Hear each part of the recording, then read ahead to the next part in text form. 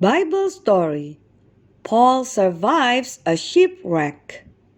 The Apostle Paul was a prisoner who was guarded by soldiers. Even though he was a prisoner, Paul was not actually guilty of breaking any law. He was in trouble because some people did not like him teaching about Jesus.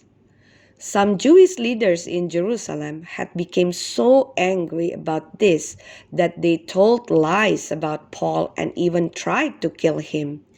They called Paul a troublemaker.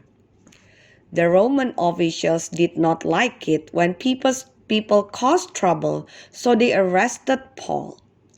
Over 2 years of being a prisoner in the city of Caesarea and appearing before two different governors and even a king, no one could find Paul guilty of breaking a law. Still, they kept him in prison. As time passed, Paul knew that he would never get a fair trial. But Paul knew that there was a special law that said a Roman citizen who thought they were having an unfair trial could ask to travel to Rome and appear in court before the Emperor of Rome, Caesar. Then Caesar could decide what was fair. The time had come for Paul to use his right as a Roman citizen. Even though the trip would be dangerous, Paul told the governor that he wanted to go to Rome and appear before Caesar. Rome was in Italy and was a long way from the city of Caesarea where Paul had been kept prisoner. Paul would have to go by ship. Since Paul was a prisoner, a Roman centurion soldier had to guard him at all times. The centurion assigned to Paul was called Julius, and he would be traveling with Paul on the ship. One of the first stops along the way was a place called Myra. In Myra, Paul and his centurion guard changed to a different ship.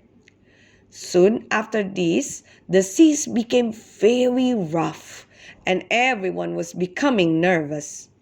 Some on board began to think that they should stop the ship in a harbor somewhere and wait until the winter storms had passed. Finally, the ship made it to a place called Fair Havens. Paul thought that this would be a good place to stop and spend the winter. It would be dangerous for everyone on board if they continued. Even though Paul warned everyone that going on would be a disaster, no one listened.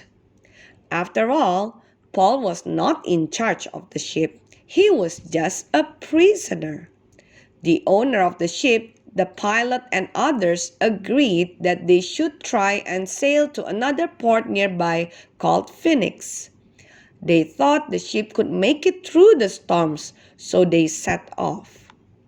But soon, everything began to go wrong, just like Paul had warned. A hurricane struck, and the winds became very strong. It was so strong, the sailors on the ship thought the boat might blow over and sink. They tried tying ropes around the boat to keep it from breaking apart. They threw all of the cargo overboard to make the ship lighter. As a last resort, they even collected all the ropes and parts that made the ship work, and they threw them into the sea too. This was a disaster. As the storm continued for many days and nights, almost everyone on the ship thought the ship would go down into the sea and everyone would die. But there was one person on the ship who had hope, and that person was Paul. Paul knew the truth from God because an angel had come to him with a message. After they had gone many days without food, Paul said to everyone on the ship, "Men, you should have taken my advice not to sail. I told you there would be a disaster. But don't worry. Keep up your courage. Last night, An angel came to me and told me that not one person on the ship will be lost. Only the ship will be destroyed. The ship will have to run aground on an island, but no one aboard will die. Paul continued, "The angel told me that I should not be afraid because God will keep me safe all the way to Rome. And believe me, what God says through an angel is true. We can always trust God." But some of the sailors did not believe Paul. When they saw an island in the distance, they tried to take the lifeboat and sneak away with it. Paul saw what was happening and told his guards that if the sailors left, then no one could be saved. So, when the sailors had lifted the lifeboat over the side of the ship, the soldiers cut all the ropes and let the lifeboat fall into the sea. Through all of this, Paul continued to trust God. There was a little food left on the ship, so Paul gathered everyone together and told them that he would pray, and then they should all eat together. Finally, everyone began to listen to Paul. The next morning, everyone could see some land in the distance. They did not know it, but the land was the island of Malta. When the ship hit a sandbar and began to break apart, everyone panicked. Some of the soldiers even wanted to kill Paul and the other prisoners so they would not escape. But Julius, the centurion soldier, knew Paul would not escape. Paul had been trying to help them all along. Julius stopped the soldiers and kept Paul safe. Paul told everyone to stay calm. He reminded them that God would keep them safe. So those who could swim jumped in the water and swam for shore. Those who could not swim grabbed onto floating wood from the ship and held onto it until they reached the shore. And things happened just as Paul had said. The angel was right. Not one person from the ship died. Even after the terrible storm and all of the dangers, everyone was safe. Not one person drowned. But the amazing events did not stop there. Everyone was cold, so they began gathering wood and building a fire on the beach. When Paul reached for one piece of wood, he did not know that a venomous snake was underneath it. The snake bit Paul, and Paul shook it off into the fire. The people kept watching Paul because they thought he would die from the snake's poisonous venom.